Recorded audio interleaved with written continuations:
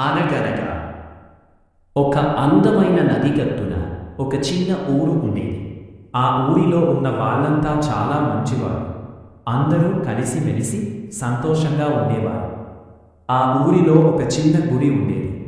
రోజు పూజారి గారు దేవుడికి పూలు, దీపాలు వేసి పూజ చేసేవారు. గ్రామస్తులందరూ పూజారి గారిని చాలా గౌరవించేవారు.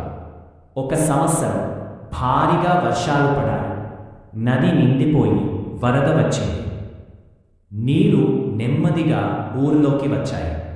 అందరూ భయపడి మనం కొండ ప్రాంతానికి వెళ్ళాలి అని ఊరు వదిలి వెళ్ళిపోయారు. ఒక పెద్ద మనిషి పరిగెత్తుకుంటూ గుడికి వచ్చాడు. పూజారి గారు, నీళ్లు చాలా పెరిగాయి, మాతో రండి అని చెప్పాడు. పూజారి గారు చిరునవ్వుతో, నా దేవుడే నన్ను కాపాడతాడు, మీరు వెళ్ళండి అన్నారు. కొంతసేపటికి నీరు నడుము దాకా వచ్చాయి. అప్పుడు ఒక గుర్రపు బండి వచ్చింది. పూజారి గారు, త్వరగా రండి అన్నారు. కాని పూజారి గారు, దేవుడే నన్ను రక్షిస్తాడు అని అక్కడే ఉండిపోయారు. ఇంకొంచెం సేపటికి నీళ్లు మెడదాకా వచ్చాయి. ఒక పడవలో కొందరు వచ్చి, ఇక్కడ ఉండడం ప్రమాదం, మాతో రండి అన్నారు.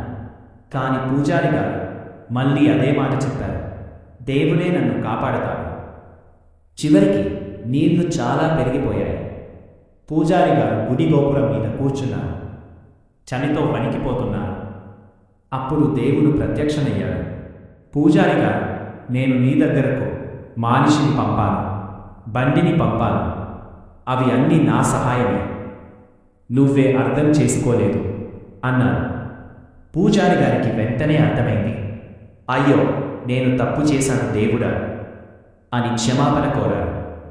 అప్పుడే మరొక పడవ వచ్చింది. ఈసారి పూజారి గారు ఆలస్యం చేయకుండా పడవ ఎక్కారు. అలా పూజారి గారు సురక్షితంగా ప్రాణాలు దక్కించుకున్నారు.